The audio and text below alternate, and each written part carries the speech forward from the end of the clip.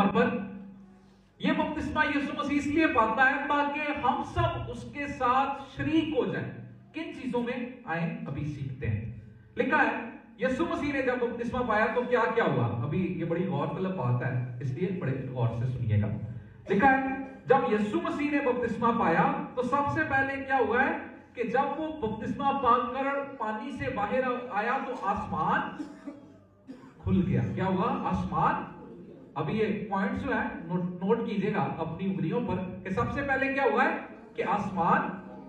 दूसरे नंबर पर क्या हुआ? लिखा है कि आसमान से रूहुल कुदुस कबूतर की सूरत में उस पर उतरा। पहले नंबर पर क्या हुआ? बपतिस्मा से आसमान खुल गया। दूसरे नंबर पर, अच्छा मेरी आवाज जाता है ताड़ी आवाज कट इसलिए थोड़ा जोश के नाल रिकॉर्ड भी हो रहा होती है चीज जो रिकॉर्ड हो रही हो ना तो पता चलता है फिर उन्होंने लोग का। तो इसलिए पहले नंबर पर क्या हुआ है?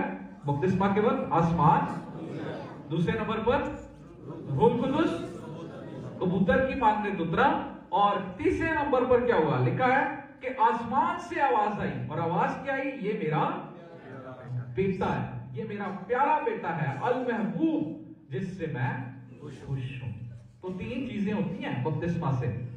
क्या क्या होता है? आसमान खुल जाता है, रूहुल कुदुस का नज़ूल होता है, और क्या हो जाता है?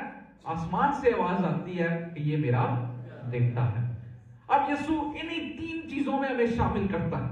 जब हम बपतिस्मा यीशु का पाते हैं, वो बपतिस्मा जो हमने पाया है उससे क्या क्या होता है? उससे भी यही होता है। जब हम बपतिस्मा पाते हैं हमारे लिए आसमान के दरवाजे खुल जाते हैं।